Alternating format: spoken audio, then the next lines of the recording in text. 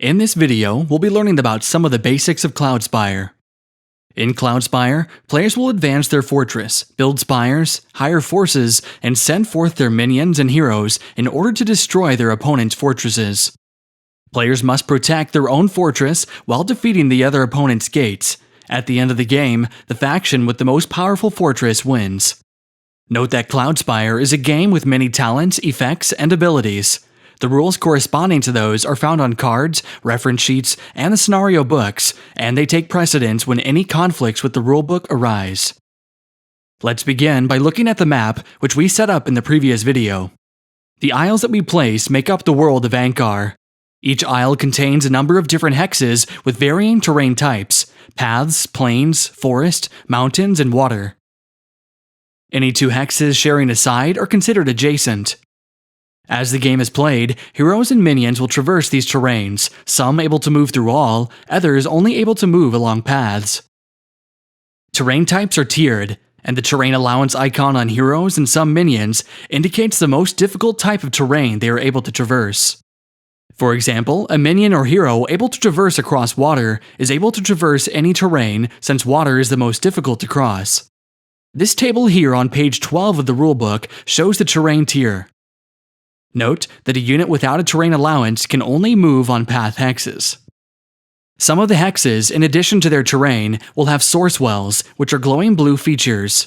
Landmarks were placed on these earlier during setup, and source wells also indicate where spires can be constructed later on in the game. Units are able to move through and end their movement on a visible source well as long as they have the proper terrain allowance icon. Any hex with a unit, spire, landmark, or other chip covering up its source well is not considered a source well for game effects. If a game effect refers to a non-path hex, this effect cannot occur on a source well. Attached to the isle are the fortresses and factions that players chose during setup. The player's fortress is that faction's home base. It contains the fortress gate, the player's supply of source, and all of the fortress advancement structures necessary to win the game. Most fortresses also contain two source wells where that faction may construct spires. The fortress gate is the first hex in the fortress, and the players will try to protect it from their opponents. During the prep phase of the game, a player will place the units they have selected for deployment on the fortress gate. During the onslaught phase of the game, opposing units may just try and target the fortress gate with their attacks. However, they cannot enter the fortress gate. A player's gate health tracker begins at 10 health. This is reduced by the amount of damage received whenever an opposing unit attacks the fortress gate. The fortress gate also automatically retaliates when attacked by a unit. This deals 1 damage to the attacking unit any number of hexes away. The damage is dealt even if the gate is defeated during the unit's attack. Note that unlike units, there is no limit to the number of times a fortress gate can retaliate during a turn. Fortresses may also be advanced, which improves the faction significantly, and also counts towards the fortress's power at the end of the game. These advancements are unique to each faction, and each is progressive, meaning that a structure's level 1 advancement must be purchased before the level 2 advancement, and so forth. A peg is placed in the hole besides the advancement to indicate that it has been purchased. Each faction's reference sheet provides the details on each of the abilities a fortress advancement provides. Let's end this video by talking about spires, which are stationary towers that will fire down upon the faction's enemies. We'll be showing spires with the miniatures in this video series, but if players don't have them, spires are shown by merely stacking the chips like this. Each faction generally has 4 spire types unique to them. Let's look at the spires for the Narora faction. Their basic aspect spire starts with 1 attack chip. Their portal spire starts with 2 fortification chips and allows the player to teleport units. This spire, the Naroran Refractor, has 2 attack chips and 1 range chip, and also has an ability that may allow it to upgrade beyond the typical amount. And finally, their Monolith Spire has 2 attack chips, 1 fortification chip, the same ability as the Refractor, and is also able to attack flying units. Each spire chip has a number of icons. The Grove Tender Shrubbery Spire, for example, has 2 starting upgrades, 1 attack, and 1 fortification. It costs 4 source, and gives 1 source to an opposing faction if they defeat this spire. The Spire's upgrade capacity is shown with these two dots, indicating it can hold a maximum of 2 upgrades. Note that starting upgrades do count towards the upgrade capacity, and when a Spire is established, it will always have its starting upgrades, even if they surpass the upgrade capacity. In addition, this Spire has 2 talents, Camouflage and Cover, which are explained on the reference sheet for the Grove Tenders. The promoted version of this Spire is on the flip side of the chip, and it's called Creeping Vines. This star icon indicates it is a promoted Spire. Promoted Spires can only be constructed once a specific fortress advancement is purchased.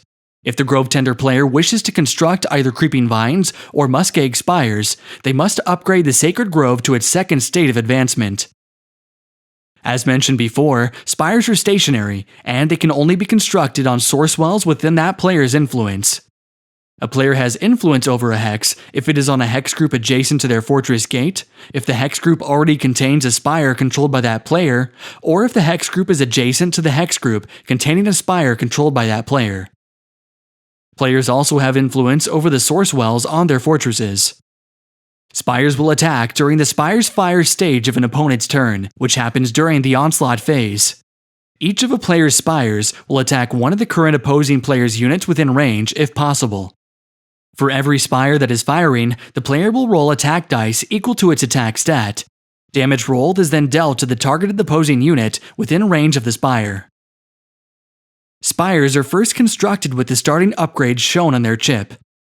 Players can arrange these starting upgrades in any order when constructing the Spire, but once the order has been chosen, it cannot be changed later. Upgrades are purchased by paying source. This adds chips to the bottom of the Spire's upgrade stack. Whenever the Spire is dealt at least 1 damage, the bottom upgrade on the Spire is removed. Regardless of the attack strength, a single attack can only remove 1 upgrade. Therefore, upgrade chips act as the Spire's health, as well as the Spire's stats. Once the final upgrade has been lost, the Spire has been defeated. Let's go over the upgrades, starting with range. A Spire's range determines the maximum number of hexes away that the Spire can attack. Each Spire has a base range of 1, and each range upgrade it has increases that range by 1. A Spire with 2 range upgrades then is able to attack units up to 3 hexes away. When counting range, a Spire can count through occupied hexes, but it cannot count through sky, which is the area outside of the neoprene hex groups. Next up, attack. A Spire's attack determines how many Spire attack dice that Spire rolls when it attacks. Spires each have a base attack of 0, and each attack upgrade increases its attack by 1. Finally, the fortification upgrade only provides a benefit to a Spire while it is the bottom upgrade. When a Spire has a fortification upgrade at the bottom of its upgrade stack, at least 2 damage must be dealt to it, instead of 1 damage for the fortification upgrade to be removed. Note that each faction may only have a maximum number of Spires in play at any time, with no exceptions. This maximum number is determined by the table found on the last page of the rulebook. In the next video, we'll be looking at minions and heroes.